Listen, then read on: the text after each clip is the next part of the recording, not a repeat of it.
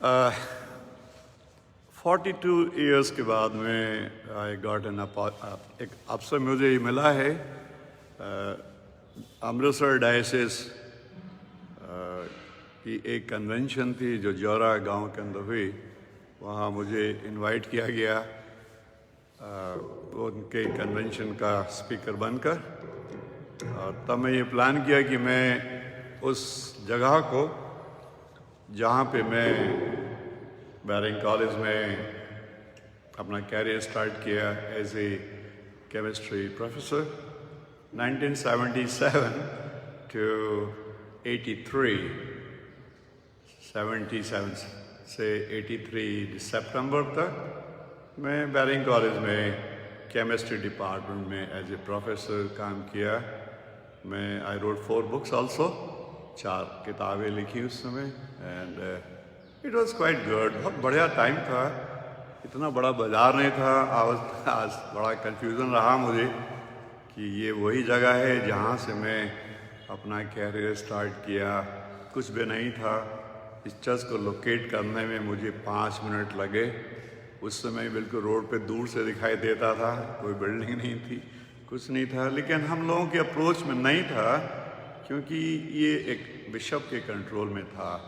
एक ही बार मुझे इस चर्च में आने का अवसर मिला था, लेकिन today I am feeling very happy and I feel really privileged कि I am able to speak to you from this church. प्रभु जी का धन्यवाद हो। सबसे पहले थोड़ा सा अपने बारे में बताऊंगा, then we will like to share the gods. कितने मिनट ले सकता हूँ मैं? जितना आप चाहें sir, no problem. No problem, okay. 87 में मैं ये छोड़कर मुझे ऐसा लगने लगा बैरिंग कॉलेज पर कि टीचिंग मेरा पैशन नहीं है। हालांकि मैं बहुत सेटिस्फाइड था, सब स्टूडेंट बड़े सेटिस्फाइड थे और बहुत अच्छा चल रहा था, लेकिन deep down in my heart मैं ऐसा महसूस करता था कि टीचिंग मेरा पैशन नहीं है। तो मैं फिर कंपटीशन लिखना शुरू किया। सिविल सर्विसेज के 3 अटैम्प्ट में 2 अटैम्प्ट क्लियर किया। इंटरव्यू में नहीं हुआ तो कोई बात नहीं, देन मैं फिर RBI में सेलेक्ट हुआ, ONGC में सेलेक्ट हुआ। तो मैं RBI के कंपैरिजन में ONGC को चूज़ किया ज्वाइन करने के लिए, क्योंकि वो कंपनी बढ़ रही थी। 93 अक्टूबर में मैं ONGC छोड़ दिया एंड मैं एक इंटरनेशनल कंसल्टेंट बनकर हॉलैंड गया और वहाँ से मुड़कर पीछे नहीं देखा। वर्ल्ड की सबसे बेस्ट कंपनी जो हैं, जैसे Exxon Mobil, Chevron, Shell, BP, Maersk, बेरॉइड, Gulf Keystone, Hunt, you name it, उन सब कंपनियों में मैं एज ए प्रोजेक्ट मैनेजर काम किया। और मेरा काम था समुद्र में, डेजर्ट में, माउंटेन में, लैंड में जितने भी high pressure, high temperature, H2S oil well drill करने थे, उनका मैं प्रोजेक्ट तैयार करता था। ये जो आप लोग पेट्रोल डीजल खरीदते हो, ये इस कलर का नहीं होता जो आप लेते हो, that is like this black colour, इसलिए उसको ब्लैक गोल्ड बोलते हैं हम लोग। During working as a project manager मैं करीब मोर देन 70 कंट्रीज़ में गया। 9 जम्मू पासपोर्ट भरा, वर्ल्ड की सबसे बेस्ट होटलों में रुका। बुर्ज खलीफा दुबई में सबसे बड़ी टॉलेस्ट बिल्डिंग है, वहाँ लोग जाके फ़ोटो निकालते हैं। उस होटल में मैं 1.5 महीने रहा कंपनी के अकाउंट में। ये सब प्रभु जी की कृपाएं हैं जो जीवन में देखने को मिली। उस जगहों पर रहते हुए, बाहर काम करते हुए, प्रभु जी ने मुझे काफ़ी अच्छा धन की सीमाएं दी। लेकिन अच्छा धन कमाते हुए मैं अपनी कम्युनिटी को नहीं भूला। अपने धन से जो प्रभु जी ने मुझे दिया, बाइबल सोसाइटी ऑफ इंडिया को 2.5 करोड़ रुपया मैं दिया कि गरीब निर्धन लोगों को फ्री बाइबल डिस्ट्रीब्यूट की जा सके। 2007 में मैं बाइबल सोसाइटी ऑफ इंडिया में जुड़ा। मैं इतना इंटरेस्टेड नहीं था। मेरी एक छोटी बहन है जो अभी नहीं है, उन्होंने मुझे प्रेरित किया कि मैं इतना मनी इधर उधर देता हूँ, क्यों नहीं आप बाइबल सोसाइटी को दें। तो एक छोटी पहल थी वो, लेकिन वो पहल एक बहुत बड़े रूप में बाहर बन कर निकली। डिक्लेयर्ड बाइबल आपके चर्च में नहीं रखी हुई है। ये बाइबल एक हिंदी और इंग्लिश मीडियम में आपने शायद देखी हुई कहीं पे। उसका प्लान मैं ब्रदर रिचर्ड खान के द्वारा तैयार कराया। उनको कहा यूपी के लोगों की हिंदी जो है बहुत ही टाइट है। वो लोग तो I mean you know yes के बाद में फिर वो शुरू हो जाते हैं हिंदी में। तो मेरा ऐसा प्रयत्न रहा क्यों नहीं हम यूपी के मसीह लोगों के लिए एक ऐसी बाइबल तैयार करें कि एक तरफ इंग्लिश हो और एक तरफ हिंदी हो।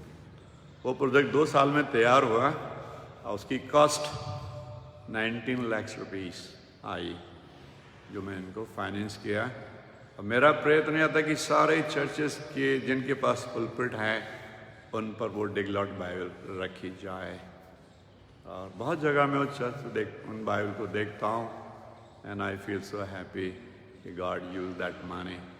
उसी दौरान में बहुत निर्धन बच्चों को जो UBS पुणे में पढ़ रहे थे, यू उधर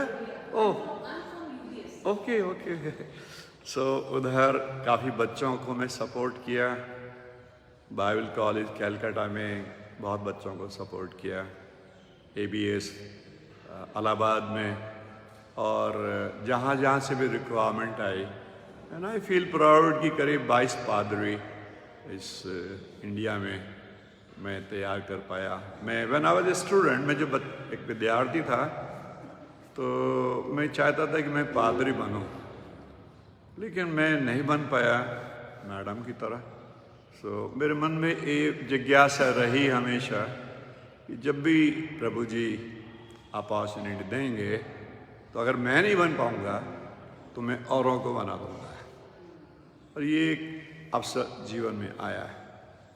यूपी में मेरठ में, मैं मेरठ से आया हूँ। यहाँ से लोग मेरठ गए पर मेरठ से मैं इधर आया हूँ। वैसे तो मेरा रहना पीना सब बॉम्बे में है, बट अभी मैं मेरठ में एक CBSE का स्कूल चला रहा हूँ। बहुत बढ़िया है, अच्छा रिजल्ट्स हैं उसके, and it has a very own impression there. एक बहुत बड़ा फॉर्म मेरे पास एग्रीकल्चर का है, एंड वहाँ मैं रहता हूँ मेरठ में भी टेम्पररी। फैमिली स्टेज इन बॉम्बे और इन US। मेरा एक बेटा है। हम लोग I keep shuttling between Bombay, US and Meerut. और इस समय मैं प्रभु जी के लिए कुछ करना चाहता हूँ। तो ये एक सेवा है जो मैं निष्भाव से प्रभु जी के चरणों में अर्पण करता हूँ। यूपी में जितने 11-12 चर्च में बनवाया, उसमें सबसे ब्यूटीफुल चर्च मेरठ का है, जो उसका पूरा छत गिर रहा था वो सब चेंज करा के नया बनाया, and it has come out very well. मुझे ऐसा कुछ याद आ रहा है, ये चर्च में भी कुछ एपिसोड हुआ था, I will not discuss that. तो प्रोफेसर इट्टी बेंजामिन जो मेरे कुलीग थे, उन्होंने मुझे मेल लिखा, can you help us. I said how much help you want. उन्होंने बोला हमको 1 लाख रुपए की ज़रूरत है। आई सेंड द मनी, कोई दिक्कत नहीं। I don't remind that, but ये मेरा सौभाग्य था कि जिस चर्च में मैं नहीं आ पाया, आज वहाँ खड़ा होकर प्रभु जी के वचनों को आपके साथ बांटूंगा। कहने के लिए तो बहुत कुछ है, but I don't want to go into that. प्रभु जी ने निर्धन गरीब बच्चे को कहाँ पहुँचाया, इसका उदाहरण मैं अपने रूप में आपके सामने प्रस्तुत करता हूँ। अजीजों, आज दुनिया में जैसे मैडम यहाँ पर बात कर रही थी कि बहुत लोग बीमार हैं, कोरोना की लहर फिर से आ रही है, Russian country has shut down Moscow totally, Beijing has been captured under police. There is no movement in Beijing. उनके 7 स्टेट हैं चाइना के जो बिल्कुल लॉक कर दिए गए हैं। हमारे केरला में, महाराष्ट्र में, तमिलनाडु, कर्नाटका, मेघालय, बहुत सी स्टेट में उधर चल रहे हैं। But you all are so lucky. जैसा मैडम ने कहा, आप कितने लकी हैं। अभी इसके बारे में बात करेंगे। ये सारी सिचुएशन जो आपके सामने रखी गई, ये हमारे चिंताओं को दर्शाती हैं। हम परेशान होते हैं कि हमको कोरोना ना लग जाए। हम परेशान हैं कि हमारे जीवन में चिंताएं भरी हुई हैं। हम परेशान हैं कि हमारे घर के अंदर धन की कमी पाई जाती है। हम परेशान हैं कि हमारे जीवन में बखेड़े हैं। और हम परेशान हैं कि जीवन में सुख नहीं है। आप लोगों के चेहरे देख के मैं ये कह सकता हूँ कि आपने अभी तक जीवन का सुख अनुभव नहीं किया है। आपके चेहरे बता रहे हैं। और हम मसीह होने के नाते हमारा ये एटलीस्ट रिस्पॉन्सिबिलिटी बन जाती है कि हम उस अनुभव को जो जीवन में हमारे से खोया जा रहा है, सुख का अनुभव, उसको कैसे हम वापस जीवन के अंदर लाएं। जब हम रात को सोते हैं तो चिंता हमसे बात करती है। The worry talks to us while we try to sleep. जब हम बीमारियों के बारे में सुनते हैं तो हम विचलित होते हैं कि ये बीमारी हमारे जीवन में ना आ जाए। मैडम ने कितने लोगों के लिए दुआ करी कि वो बीमार हैं। आप लोग एक दूसरे से हाल चाल मालूम करते रहें। कोई बीमार है तो उसकी समाचार हमें दिया जाए। आज के ज़माने में बीमारी ने हम सबको झंझोड़ कर रखा हुआ है। यिर्मयाह नबी की पुस्तक उसका 16वां अध्याय का 14 पद कहता है, वो ऐसी बीमारियों से मरेंगे, उनके लिए कोई छाती पीटने वाला ना होगा और ना कोई मट्टी देने वाला होगा। उनकी लोते खेत पर खाद की तरह पड़ी होंगी और उनको कोई पूछने वाला ना होगा। ये सिचुएशन आपने अपनी कंट्री में अप्रैल और मई मंथ में विटनेस की है। मैं एक संस्था से जुड़ा हुआ हूँ, NGO से, जो गरीब निर्धन लोगों की मदद करती है। गरीब बच्चों को फाइनेंस देती है पढ़ने के लिए, कैंसर के पेशेंट को सपोर्ट करती है उनके ट्रीटमेंट के लिए, डायलिसिस पेशेंट्स के लिए मेडिसिन्स और ट्यूब्स अरेंज करती है। कोरोना के टाइम पर उस NGO ने सारे नॉर्थ में ऑक्सीजन के सिलेंडर तलाशे, लेकिन मिल के नहीं दिए। We tried through some means and we got those cylinders from Mohali. 10 cylinder मिले हमें। हमने उन गरीब लोगों को बांटे जिनके पास पैसा नहीं थे उस ऑक्सीजन सिलेंडर को खरीदने के लिए। कुछ ऐसी बॉडी उठाई गई NGO के थ्रू कि बच्चों ने पेरेंट्स के बॉडी को हाथ नहीं लगाया और बच्चों ने अपने पेरेंट्स को और पेरेंट्स ने बच्चों को। ऐसा सिचुएशन देखा। एक चिंता का कारण है हमारे समुदाय के लिए।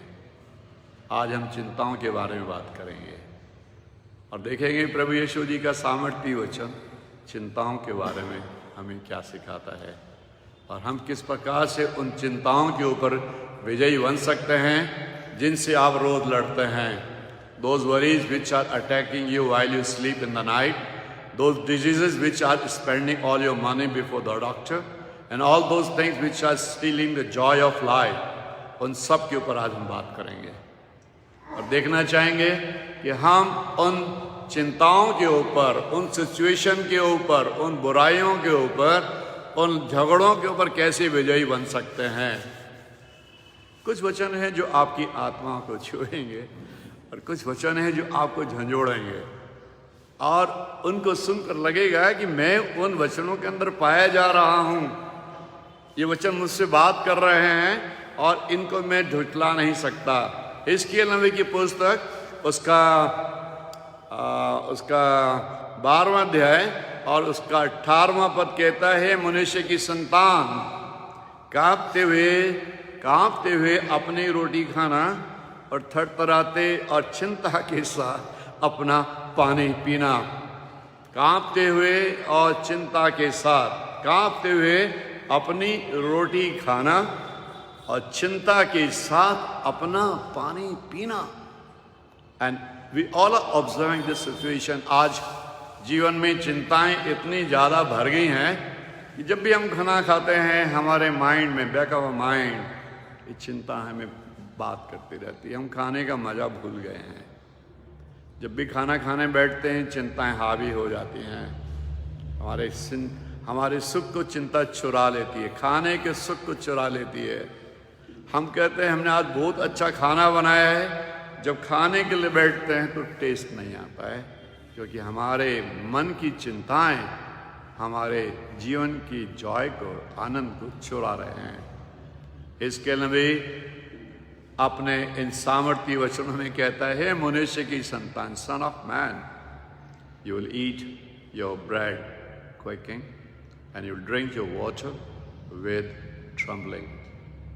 मनुष्य की संतान कांपते हुए अपनी रोटी खाना और थरथराते और चिंता के साथ अपना पानी पीना। कितना दुर्भाग्यपूर्ण सिचुएशन होगी उस व्यक्ति की जो इस सिचुएशन में अपने आप को पाता है कि खाते समय रोता है, खाते समय चिंता करता है, खाने के समय में जीवन में सुख नहीं है।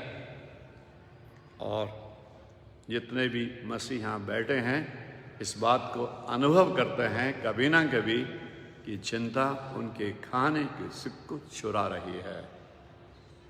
बीमारियां उनके खाने की सुख को चुरा रही हैं। धन की कमी उनके सुख को चुरा रही है। इसी सब का आज उत्तर हम प्रभु के सामर्थी वचन से ढूंढने की कोशिश करेंगे।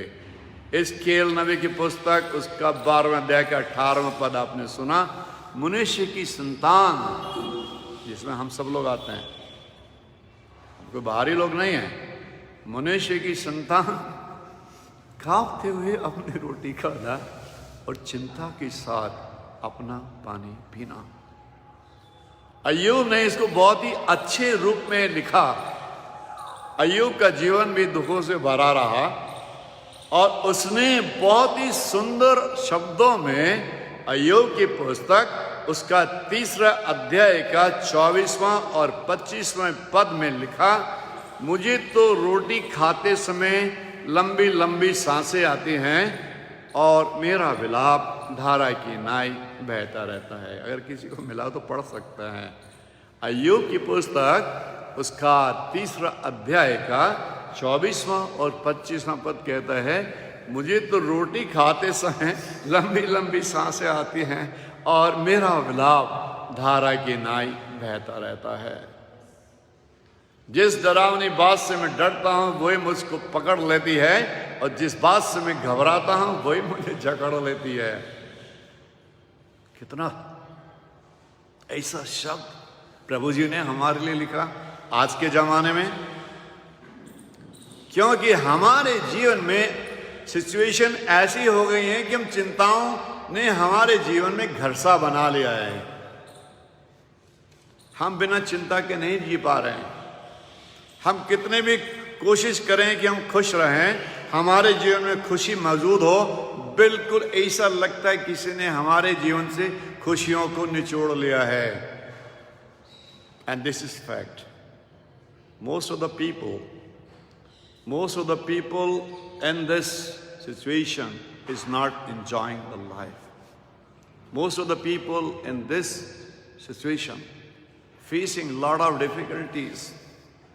They do not have peace. उनके जीवन में शांति नहीं है, धन नहीं है, बीमारी मौजूद है, कोई ना कोई बखेड़ा है। और मुसीबत इस बात की हम ये नहीं जानते कि इन सब के ऊपर हम कैसे विजयी हों। मुसीबत इस बात की कि हम ये नहीं समझ पा रहे हैं कि चिंताओं को अपने जीवन से कैसे निकालें। मुसीबत इस बात की है कि हम सुन तो रहे हैं कि मुझे तो रोटी खाते समय लंबी लंबी सांसें आती हैं और मेरा विलाप धारा की नाई बहता रहता है। मैं आपको बताना चाहूंगा, आपने आज तक कोई आदमी नहीं देखा होगा जो रोटी भी खा रहा हो और हंस भी रहा हो। You will never find such a man in your life. ये जो रोटी भी खाए, खाना भी खाए, आंसू भी बहाए और हंस भी रहा हो या नाच रहा हो। Never find. या तो वो खाना खाएगा या फिर रोएगा। अय्यूब ने बहुत ही सुंदर शब्दों में लिखा, मुझे तो रोटी खाते समय लंबी लंबी सांसें आती हैं और मेरा विलाप धारा की नाई बहता रहता है। ये मेरे और आपके जीवन की कहानी है, जो मेरे और आपके जीवन में हो रही है, और इसे हम किसी भी रूप से इग्नोर नहीं कर पा रहे हैं। हम खा रहे हैं लेकिन जीवन का स्वाद, खाने का स्वाद जीवन में नहीं आ रहा है। हम रो रहे हैं, हमारे कोई आंसू नहीं पहुंच रहा है। और दुर्भाग्य की बात तो यह है कि प्रभु जी कहते हैं, जिन्होंने आंख बनाई क्या वो देख नहीं सकते, और जिन्होंने कान बनाई क्या वो हमारी प्रार्थना को सुन नहीं सकते। भजन संहिता 94 और उसका 9वां पद कौन पढ़ेगा? भजन संहिता 94 और उसका मैं पढ़वाऊंगा आपसे। मैं I don't want to have one way traffic, I want you should also respond. भजन संहिता 94 और उसका 9वां पद। जी। जिसने कान दिया क्या वो आप नहीं सुनता? जिसने आंख रची क्या वो आप नहीं देखता? कितने विचारणीय और दानीय सिचुएशन है हम लोगों की, हम मसीह लोगों की कितनी चिंता में सिचुएशन है कि हम प्रभु के चरणों पर रो रहे हैं लेकिन प्रभु जी हमारे आंसुओं को नहीं देख रहे हैं। ये भी चिंता का कारण है। हम प्रभु के चरणों पे प्रार्थना कर रहे हैं, प्रभु जी हमारी प्रार्थना को नहीं सुन रहे हैं। क्या आपको लगता नहीं कि प्रभु जी के कान हमारी प्रार्थना क्यों नहीं लगे? जवाब दीजिए। जब आप प्रार्थना करते हैं और आपकी प्रार्थना नहीं सुनी जाती तो को आपको लगता नहीं कि प्रभु जी ने हमारी प्रार्थनाओं को नहीं सुना? जब आप रोए, आपके आंसुओं को नहीं देखा? मुझे मालूम है, बहुत कन्वेंशन में जाता हूँ, बहुत लोगों को मैं देखता हूँ प्रभु के सामने ऐसा रोते हैं जैसे सब कुछ छिन गया हो। ऐसी सिचुएशन में भी प्रभु जी क्यों नहीं उनके आंसुओं की तरफ ध्यान देते? उसका सिंपल सा कारण है, इसमें कोई रॉकेट साइंस नहीं है, बहुत सिंपल सा कारण है। हमारा अपना व्यक्तिगत संबंध प्रभु यीशु जी के चरणों से नहीं लगा हुआ है, और जब तक अपने हृदय का ये संबंध प्रभु के चरणों से नहीं लगेगा तो जीवन में सुख कैसे आएगा? सवाल इस बात का है। सिचुएशन हमें ये बता रही है कि प्रभु जी ने हमारी आंखों के आंसुओं को नहीं देखा। अगर आपके मित्रों ने आपके आंसुओं को देखा होगा तो आपका मजाक अवश्य बनाएंगे आपके पीठ के पीछे। कोई रिश्तेदार आपको गले नहीं लगाएगा उस सिचुएशन में। अपनों का पता तभी चलता है जब जीवन के अंदर दुख मुसीबत आती है, और ऐसी सिचुएशन में केवल एक ही प्रभु है इस संसार में जो आपको संभाल सकते हैं, आपको गले लगा सकते हैं, आपकी चिंताओं के ऊपर आपको विजयी बना सकते हैं, और आपके आंसुओं को पहुंच सकते हैं, और आंसुओं को पहुंचकर जीवन में सुख को भर सकते हैं। अब वो केवल प्रभु यीशु जी हैं। लेकिन इस सब को करने के लिए हमें क्या करना होगा? इन सब को करने के लिए हमें क्या चाहिए कि हम करें कि प्रभु जी हमारे आंसुओं की तरफ ध्यान दें, हमारी चिंताओं की ओर देखें, हमारे बखड़ों की ओर देखें, हमारी बीमारियों की ओर देखें और हमारे जीवन के अंदर सुख और चैन बरसाएं। ये प्रश्न, ये क्वेश्चन मेरे और आपके हृदय में आता है कि क्यों हमारे जीवन में आज सुख मौजूद नहीं है और क्यों प्रभु यीशु जी हमारी प्रार्थनाओं को नहीं सुन रहे। नीति वचन 20 और उसका 12, आंख देखने के लिए और कान प्रभु ने सुनने के लिए बनाए हैं, फिर भी हमारी प्रार्थना को प्रभु यीशु जी नहीं सुन रहे हैं। नीति वचन 20 और 12 पद, नीति वचन भजन संहिता के बाद में है। नीति वचन 20 और उसका 12वां पद। हाँ, सुनने के लिए कान और देखने के लिए आंख जो बनाई है, उन दोनों को किसने बनाया है? किसने बनाया है? यहोवा ने बनाया है। तो फिर क्या कारण है कि जब आज आपने प्रभु के सम्मुख प्रार्थना की, आज जब आप प्रभु के चरणों पर रोए, तो प्रभु जी ने आपकी प्रार्थनाओं को क्यों नहीं सुना और क्यों नहीं उन्होंने आपके आंसुओं को देखा? यही चिंता का कारण है और इसी को आज हमने अपने जीवन से मिटाना है। सुनने के लिए कान और देखने के लिए आंख, ये दोनों मेरे मां और मेरे बाप ने नहीं बनाए। किसने बनाए हैं? प्रभु ने बनाए हैं। वो चाहते तो मुझे अंधा बना देते, काड़ा बना देते, सब लोग मुझ पे हंसते, ये आनंद साहब काड़ा है, इसको कुछ आता नहीं है। ऐसा नहीं। You all are so lucky. God has so merciful ideas on you. He gave both the eyes. You can see. अगर मैं अपना चश्मा उतार लूँ तो सब लोग मुझे मोटे लगेंगे, पर देख सकता हूँ। ये उनका वरदान है जीवन के अंदर कि मैं अपनी आंख से देख सकता हूँ। जब मैं अपनी आंख से देख सकता हूँ तो इस जगत के रचने वाले महाप्रभु प्रभु यीशु जी आपके आंसुओं को क्यों नहीं देख रहे? अगर वो मेरे जीवन में सुख बरसा रहे हैं तो आपके जीवन में क्यों नहीं बरसा पा रहे हैं? क्या इसका कारण ढूंढने की कोशिश करें आज हम? क्या हम इस सोचें और देखें आज मेरे जीवन में क्यों दुख मौजूद हैं? क्यों प्रभु जी मेरे आंसुओं को नहीं देख रहे? क्यों मुझे प्रभु जी चिंताओं के अंदर डाले हुए हैं? क्यों मैं चिंताओं से लड़ रहा हूं और जीवन का सुख से विचलित हूं? इसी का जवाब आज हम ढूंढने की कोशिश करेंगे। दाऊद जीवन भर अपने दुश्मनों से लड़ता रहा। उसकी अगर आप उन भजनों को एनालाइज करेंगे तो वहाँ दो ही चीज़ें आपको उनकी तरफ से दिखाई देंगी। एक उसके धन्यवाद और एक उसका ये पूछना, प्रभु जी मेरी ओर ध्यान देना, मेरी ओर ध्यान देना। भजन संहिता 55 और उसका पद कहता है, यहोवा मेरी ओर ध्यान दे और मुझे उत्तर दे, क्योंकि मैं घबराया हुआ हूं। हे यहोवा मेरी ओर ध्यान दे और मुझे उत्तर दे, क्योंकि मैं चिंता के मारे छटपटाता हूं और विचलित रहता हूं। भजन संहिता 55 और उसका दूसरा पद कौन पढ़ेगा? भजन संहिता 55। हाँ, मेरी ओर ध्यान कर। हाँ,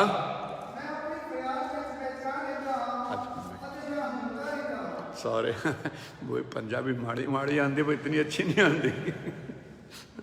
हाँ, हिंदी में पढ़े तो। हाँ, मेरी ओर ध्यान दे, मुझे उत्तर दे, मैं चिंता के मारे छटपटाता हूँ और व्याकुल रहता हूँ। ये हमारी जीवन की कहानी है जो दाऊद ने भजन संहिता 55 में लिखी कि यहोवा किसकी ओर ध्यान दे, किसकी ओर ध्यान दे? आपको बोलना पड़ेगा, क्योंकि अगर जीवन में चिंता है तो बोलना तो पड़ेगा ही भाई। जब तक आप बोलोगे नहीं तो प्रभु जी कैसे ध्यान देंगे? हे यहोवा किसकी ओर ध्यान दे? मेरी ओर ध्यान दे, क्योंकि मैं चिंता के मारे छटपटाता हूं और व्याकुल रहता हूं। आज ये मेरे और आपके जीवन की कहानी है और इसको मैं झुटला नहीं सकता, ना आप झुटला सकते हो। कोई झुटला सकता है क्या? आपको मानना ही पड़ेगा। ये जीवन के अंदर कहीं ना कहीं कोई ना कोई चिंता मुझे रोज छूती है। जब मैं रात को सोता हूं तो 2-3 घंटे लगते हैं मुझे सोने के लिए, और बहुत से लोग गोली खा के सोते हैं। लेकिन ये आदमी जो आपके सामने खड़ा हुआ आपसे बात कर रहा है, अगर ये 5 मिनट लेट जाए तो आपको अच्छी सी आवाज सुनाई देगी। मैं सुना के बता सकता हूं। This man can sleep in 5 minutes time. क्योंकि जीवन में कोई चिंता नहीं है। जिन चीजों को पाने के लिए लोग तरसे, वो आज जीवन में बरस रही हैं। जिन चिंताओं से लोग लड़ते हैं, वो जीवन के बाहर खड़ी हुई हैं। धन जीवन में मानसून की तरह बरस रहा है। इसका मेन कारण यह है कि हम जब तक अपने हृदय को प्रभु यीशु जी के चरणों से नहीं जोड़ेंगे, हम चिंताओं से छटपटाते रहेंगे। चिंताएं हमारे घर में विराजमान रहेंगी।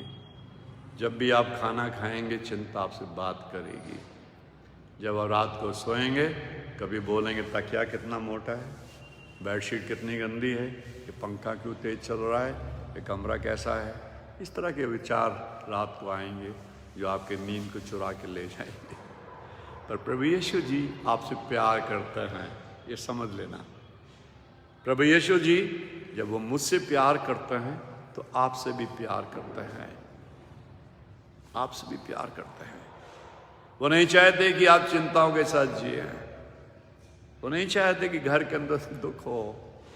वो नहीं चाहते आप चिंताओं के साथ खाना खाएं।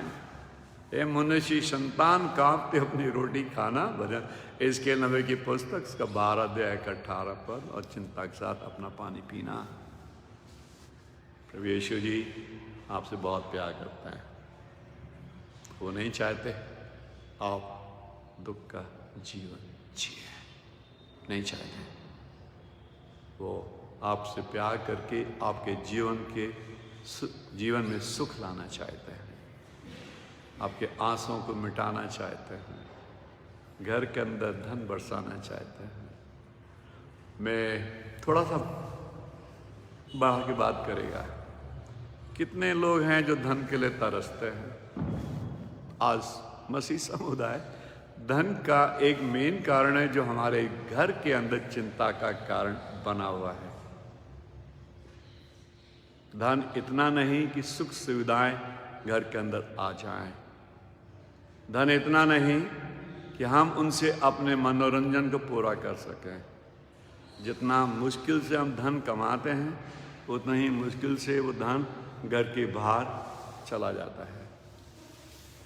क्या ये रियलिटी नहीं है हमारे जीवन की? क्या ये सच्चाई नहीं है हमारे जीवन की कि जितने मुश्किल से हमने धन कमाया, वो उतनी तेजी से हमारे घर से बाहर निकल गया, और उसे पकड़ने के लिए हम कितने बेचैन हैं, पर हमारे घर में नहीं ठहरा, हमारे पड़ोसियों में चला गया। उनकी बड़ी गाड़ी, मेरी छोटी गाड़ी। उनके पास में BMW मोटरसाइकिल, मेरे पास में फटीचर वाली।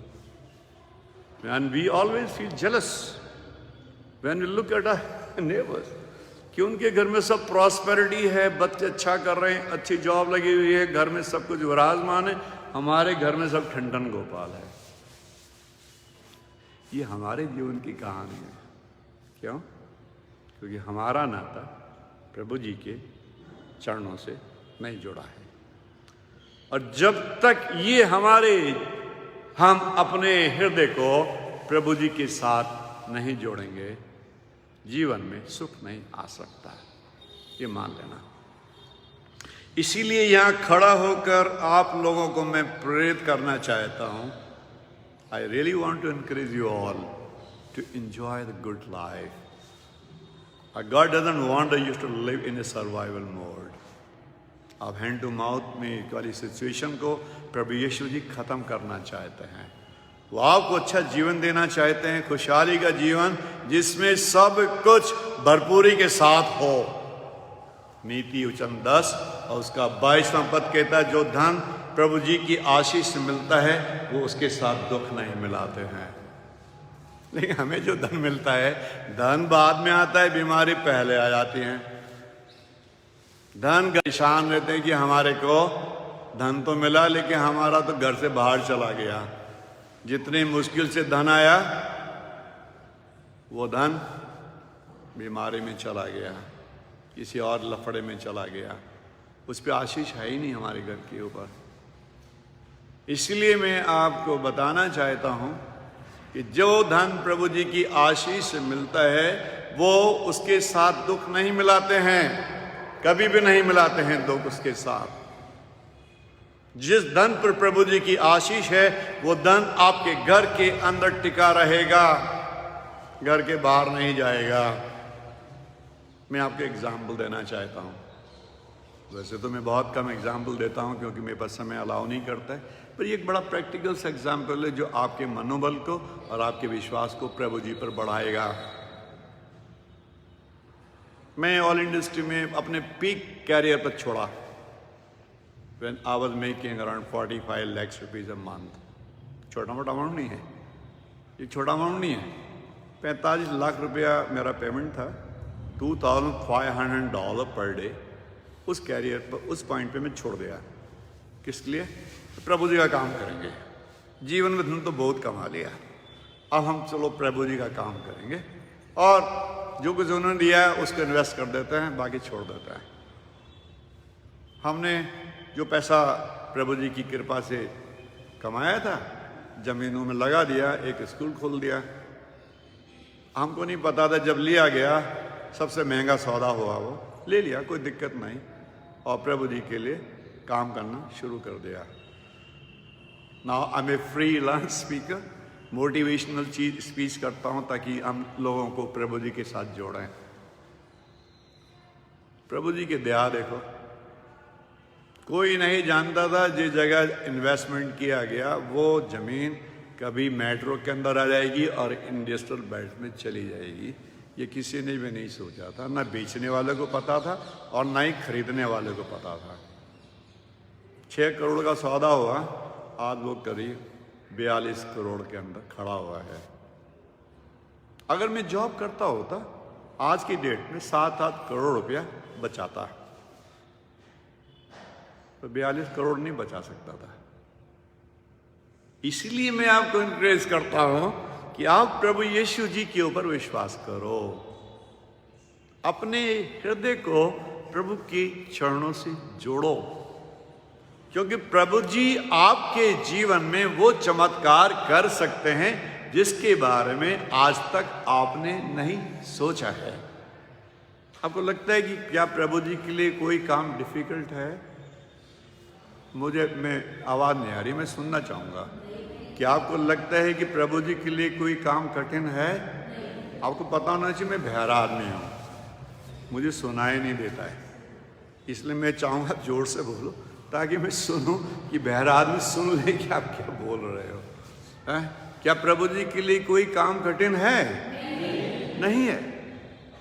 जब वो मेरे जीवन के अंदर आशीष बरसा सकते हैं तो वो आपके जीवन में भी आशीष बरसा सकता है। तो क्या हम अपने हृदय को प्रभु जी के चरणों से नहीं जोड़ सकते? क्या हम अपने हृदय को उनके चरणों से नहीं जोड़ सकते हैं? बहुत कम आवाज़ आ रही है, ऐसा लगता है हम नहीं जोड़ना, जैसा है ऐसे रहने दो, क्या करने का है। जिनको जोड़ना वो जोड़ लेंगे, जिनको नहीं जोड़ना वो नहीं जोड़ेंगे। क्या हम अपने हृदय को प्रभु जी के चरणों से जोड़ सकते हैं? तो फिर मुसीबत किस बात की है? फिर प्रॉब्लम क्या है हमारे सामने? अगर जीवन में सुख को लाना है, जीवन में धन के ऊपर आशीष को पाना है, जीवन को खुशियों से भरना है, घर के अंदर धन के भूचाल को लाना है, तो ये जरूरी होगा कि आप अपने हृदय को किनके चरणों से जोड़ें? किनके चरणों से जोड़ें? प्रभु यीशु जी के चरणों से जोड़ें। तभी आपके जीवन के अंदर सुख, शांति, धन, दौलत, बीमारियां घर के बाहर, और आप जीवन के अंदर जीवन का सुख का मजा पाएंगे। विलाप गीत की पुस्तक उसका पहला अध्याय और उसका 20वां पद कहता है, हे यहोवा मेरी ओर दृष्टि कर। भजन संहिता में आपने पढ़ा, हे यहोवा मेरी ओर ध्यान दे। 55वें पद में आपने पढ़ा, हे यहोवा मेरी ओर ध्यान दे। लेकिन विलाप गीत में सुलेमान प्रभु यीशु जी से ये कह रहे हैं, हे यहोवा मेरी ओर दृष्टि कर। किसकी ओर दृष्टि कर? किसकी ओर दृष्टि कर? क्योंकि मैंने अभी तक अपने हृदय को तेरे चरणों से नहीं जोड़ा है। हे यहोवा मेरी ओर क्या कर? क्या कर? ये सवाल, ये सेंटेंस हमारे हृदय में तभी आता है जब हमारा हृदय प्रभु जी के चरणों से जुड़ा हुआ नहीं होता है। अगर जुड़ा हुआ होगा तो आप ये सेंटेंस कभी नहीं बोलेंगे। आप बोलेंगे नहीं। अगर आप ये सेंटेंस बोल रहे हैं और इसको महसूस कर रहे हैं और इसको अपने दिल में देख रहे हैं, तो आपको लगेगा मेरा संबंध प्रभु यीशु जी के साथ नहीं जुड़ा है, नहीं जुड़ा है। और इसी संबंध को जोड़ने के लिए सुलेमान प्रभु जी से कह रहे हैं, हे यहोवा मेरी ओर दृष्टि कर। दाऊद कह रहा है मेरी ओर ध्यान दे, और सुलेमान कह रहा है मेरी ओर दृष्टि कर, क्योंकि मैं किसमें हूं? हमने पढ़ा ही नहीं रखता है वो अभी तक। क्योंकि मैं संकट में हूं। मैं किसमें हूं? संकट में हूं। मेरी अतड़ियां निरंतर उबलती रहती हैं। मेरा हृदय उलट पुलट गया है, और मैं बाहर तो तलवार से नरस्पर्श होती हूं और घर में मृत्यु विराजमान है। आज हम लोग कितने मसीहों के लिए प्रेयर करते हैं, बीमार हैं। आज हमें दूसरों की प्रेयर की जरूरत पड़ गई है। हम दूसरों की बैसाखियों पर चल रहे हैं, जबकि हम उन प्रभु जी के दास हैं जो हमारी प्रार्थनाओं को सुनते हैं, उनका उत्तर देते हैं। मैं जानता हूं कि हम लोग दुख मुसीबत में अपने दोस्तों को याद करते हैं, अपने पादी साहब को याद करते हैं, अपने रिश्तेदारों को याद करते हैं, लेकिन प्रभु को भूल जाते हैं। दाऊद कहता है मेरी ओर ध्यान दे। सुलेमान कहते हैं मेरी ओर दृष्टि कर, क्योंकि मैं संकट में हूं। मेरी अतड़ियां निरंतर उबल रही हैं और मुझे चैन नहीं पड़ रहा है। एक बात का ध्यान देना, जब जीवन में आपके जीवन में जब भी चिंताएं आएंगी तो आपका डाइजेशन खराब हो जाएगा। और मैं इन सेंटेंसेस को बड़ा एडमायर करता हूं कि प्रभु जी ने 2000 साल पहले इंटेस्टाइन के बारे में लिख दिया कि अगर जीवन में संकट है, जीवन में चिंता है, जीवन में परेशानी है, तो आपका डाइजेशन तो खराब हो ही जाएगा। And I really admire such a wonderful presentation of the worries which affects your digestion.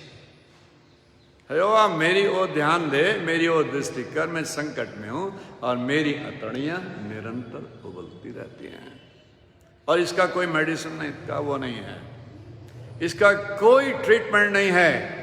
अगर आपका इंडाइजेशन हो गया है और सब प्रकार की एंटीबायोटिक खा ली हैं, तो एंड में डॉक्टर आपको यही सजेशन देगा, अपनी वरीज को खत्म करो, अपनी चिंताओं को, अपने स्ट्रेस को खत्म करो, तभी आप ठीक से रह पाओगे। क्योंकि जब हम चिंताओं से घिर जाते हैं तो हमारा जीवन का डाइजेशन खराब हो जाता है। प्रभु जी के सामर्थ्य वचन पे ध्यान देना। वो कहते हैं जब मैं कुशल का रास्ता जोता था विपत्ति आ पड़ी। हमारे जीवन की कहानी है जो आप सुन रहे हो। अय्यूब की पुस्तक उसका 30वां अध्याय का 26वां और 27वां पद। अय्यूब की पुस्तक उसका 30वां अध्याय उसका 26वां और 27वां पद कहता है, हे यहोवा मेरी ओर ध्यान दो। जब मैं कुशल का रास्ता जोता था तो विपत्ति आ पड़ी, और जब मैं उजियाले का रास्ता लगाया था तो अंधियारा छा गया। ऐसा नहीं लगता जो आप सुन रहे हैं हमारे जीवन में हो रहा है? आज लगता है सब कुशल होगा, कुछ ना कुछ घर में बखेड़ा हो जाएगा। जब मैं कुशल का रास्ता जोता था विपत्ति आ पड़ी। आपको लगता है मेरी को अच्छी जॉब मिलेगी, किसी और को मिल जाएगी। आप घर सोच कर आओगे झगड़ा नहीं होगा, उसी दिन घर में बहुत झगड़ा होगा। जहाँ सोचे घर में बहुत खुशहाली होगी, उसी दिन कुछ लफड़ा हो जाएगा। जब मैं कुशल का रास्ता जोता था विपत्ति आ पड़ी, और जब मैं उजियाले का रास्ता लगाया था, आसरा लगाया था, तो अंधियारा छा गया। यही है जो मुझे डिस्टर्ब करता है। जब मैं इन पदों के बारे में सोचता हूँ और अपने लोगों को देखता हूँ, मेरा हृदय बड़ा विचलित होता है, क्योंकि हमने अभी तक अपने प्रभु के वैल्यूज़ को अपने जीवन में अपनाया नहीं है। अभी मैं कन्वेंशन में था परसों, and I met lot of people, and I found, मुझे लगा कि कितने लोग परेशान हैं। कन्वेंशन में आए हैं प्रेयर करने के लिए, चिंता साथ लेके आए हुए हैं, दुख मुसीबत साथ चल रही है, उससे छुटकारा नहीं हो रहा है। पर हम कह रहे हैं हम प्रभु जी के दास हैं, हम अपना दान देते हैं, हम चर्च के मेंबर हैं। प्रभु जी ना तो आपके दान को चाहते, ना आपके चर्च मेंबरशिप को चाहते, ना वो चाहते हैं कि आप रेगुलर सर्विस में आएँ। वो क्या चाहते हैं? वो सिंपल सी एक चीज़ चाहते हैं, अपने हृदय को उनके चरणों से जोड़ो। आपके दान की जरूरत नहीं प्रभु यीशु जी को, उन्हें तो सारा संसार बनाया, आपका दान उनके चरणों में कुछ नहीं कर पाएगा। अगर कुछ जरूरत है तो इस बात की है कि आप अपने हृदय को किसके साथ जोड़ें? प्रभु जी के साथ जोड़ें। तभी आपका कुशल का मार्ग बढ़िया और अच्छा होगा। आपके जीवन में कोई चिंता नहीं आएगी, आपके घर के अंदर सुख मानसून की तरह बरसेगा। एंड आई एम कॉन्फिडेंट जब आप ऐसा करोगे तो प्रभु जी आपके लिए करेंगे, ऐसा करेंगे। अय्यूब की पुस्तक उसका 11वें अध्याय का 13वां, 14वां, 15वां, 16वां, 17वां पद ये कहता है, अपना मन शुद्ध कर और अपने हाथ यहोवा की ओर फैला।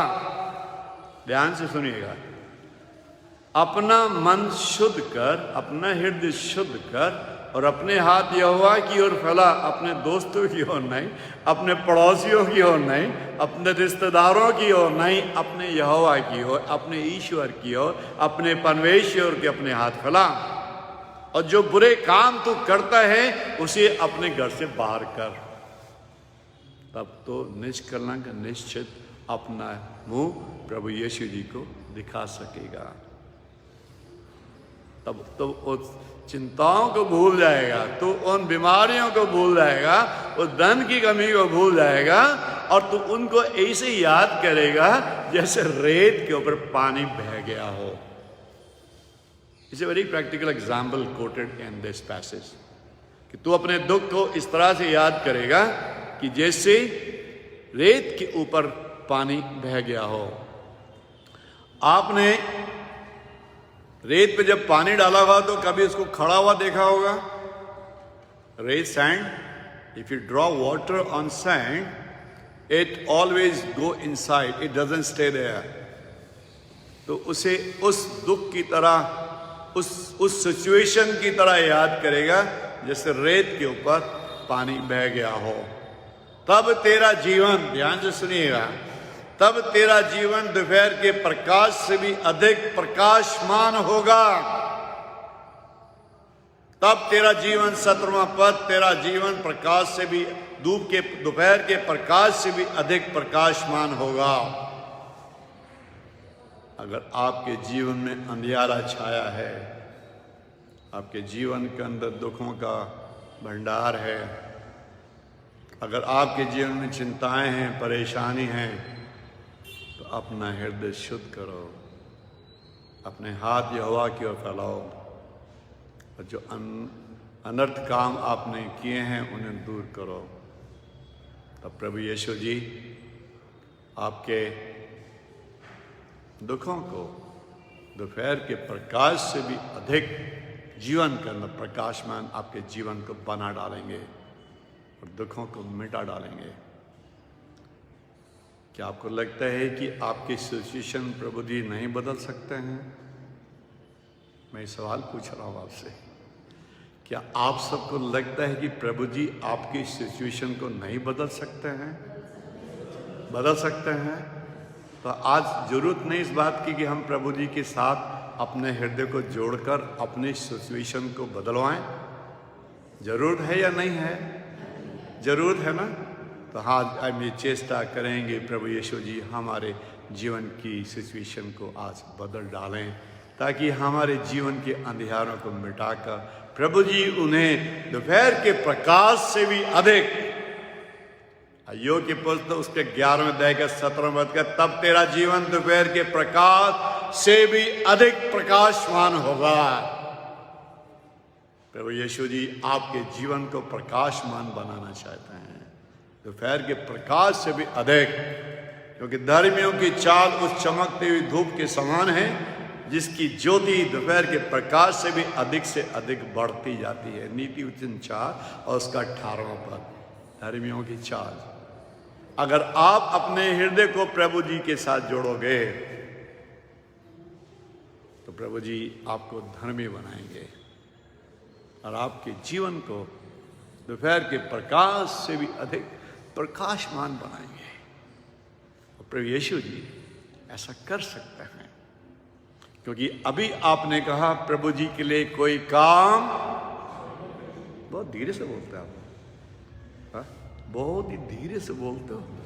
आपको लगता है पता नहीं होगा कि नहीं होगा। क्या प्रभु जी हमारी सिचुएशन को बदल सकते हैं? तो हमारे लिए क्या जरूरत है कि हम अपने हृदय को किसके साथ जोड़ें? और ऐसा करने से हमारे जीवन के अंधियारों को मिटाया जाएगा, हमारे जीवन के अंदर धन बरसाया जाएगा, शांति को बरसाया जाएगा, सुख की नदियों को बहाया जाएगा और घर के अंदर सब प्रकार का आनंद होगा। अगर ये आज मेरे जीवन में मौजूद है तो आपके लिए भी हो सकता है, क्योंकि प्रभु जी आपसे बहुत प्यार करता है। जब मेरे जैसी पापी से प्यार करते हैं तो आपसे तो बहुत ज़्यादा प्यार करता है। जरूरत है कि हम प्रभु के चरणों पर अपने आप को दीन बनाएं, और जब हम दीन बनाते हैं तभी प्रभु यीशु जी हमारे जीवन में चमत्कार करते हैं। कहने के लिए तो मैं बहुत सारे पद हैं, लेकिन समय को देखते हुए मैं एक पद आपके सामने रखूंगा जो आपके विश्वास को बढ़ाएगा। क्या 2 पैसे में 5 गुरैयां नहीं बिकती? अपने पद बहुत बार सुना होगा। क्या 2 पैसे में 5 गुरैयां नहीं बिकती? फिर भी प्रभु जी उनमें से एक को भी नहीं भूलते। आप गौरैयों से बढ़कर हो, आपके तो सर के बाल भी गिने हुए हैं। लूका रचित सुसमाचार उसका 12वां अध्याय का 6वां पद। क्या तुम नहीं जानते कि 2 पैसे में 5 गुरैयां नहीं बिकती? फिर भी प्रभु जी उनमें से एक को भी नहीं भूलते। आप लोग जितने यहाँ बैठे हैं, आप गौरैयों से बढ़कर हो। प्रभु जी आपको नहीं भूलते। आप भूल सकते हैं, पर प्रभु जी आपको नहीं भूलते। तुम तो गौरैयों से बढ़कर हो। तुम्हारे तो सर के बाल भी गिने हुए हैं। अगर आप मुझसे ये कहो आप इतना बड़ा बड़ा क्लेम कर रहे हो, इतना काम किया, इतने बड़े बड़े प्रोजेक्ट हैंडल किए, यार अपने सर के बाल तो गिन के बता दो, तो मैं आपको बताना चाहूँगा मैं तो बाल गिनते गिनते मर जाऊँगा, पर बाल नहीं गिन पाऊँगा। And this is a big challenge. I cannot count the hair on my body. It is very difficult. But God knows how many hair are there on my body. तुम्हारे तो सर के क्या गिने हुए हैं? बाल भी गिने हुए हैं। तुम तो बहुत गौरैयों से बढ़कर हो। तो जो प्रभु जी गौरैयों की चिंता करते हैं, तो प्रभु जी आपकी भी चिंता करते हैं, आपकी भी चिंता करते हैं। और ये चिंता का जो मेजरमेंट है, ये तभी हमारे लिए एप्लीकेबल होता है जब हम अपने हृदय को किनके चरणों से जोड़ते हैं, किनके चरणों से जोड़ते हैं? प्रभु यीशु जी के चरणों से जोड़ते हैं। तो क्या आज हम अपने हृदय को प्रभु जी के चरणों से नहीं जोड़ सकते? आपकी आवाज़ बता रही है हाँ 50-50 कर लेते हैं, आधे कर लेंगे, आधे छोड़ देंगे। क्या हम अपने हृदय को प्रभु जी के चरणों से जोड़ सकते हैं? अगर आप ऐसा करेंगे तो मैं आपको बताऊंगा कि प्रभु यीशु जी आपके जीवन में वो सब सुख बरसाएंगे जो आज तक आपके लिए सपना बना रहा। आपके घर में वो धन बरसाएंगे जो कभी घर के बाहर नहीं जाएगा। आपके जीवन वो सब आशीषें आ जाएंगी जिनको पाने के लिए आप तरसे हो, क्योंकि आपका मूल्य गौरैयों से बढ़कर है और प्रभु यीशु जी आपसे प्यार करते हैं। आइए हम प्रार्थना करें।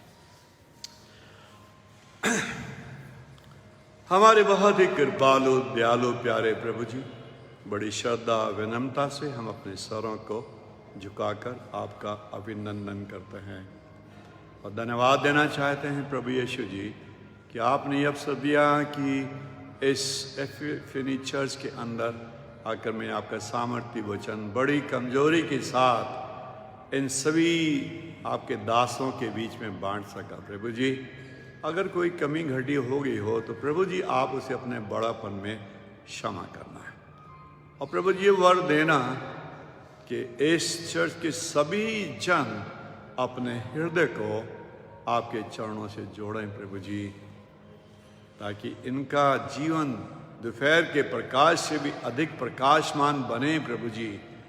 जीवन के सारी चिंताओं के ऊपर आप इन्हें विजयी बनाएं प्रभु जी।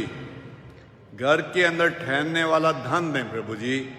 बीमारियों को समाप्त करें, चिंताओं से छुड़ाएं प्रभु जी और घर के अंदर सुख बरसाएं प्रभु जी।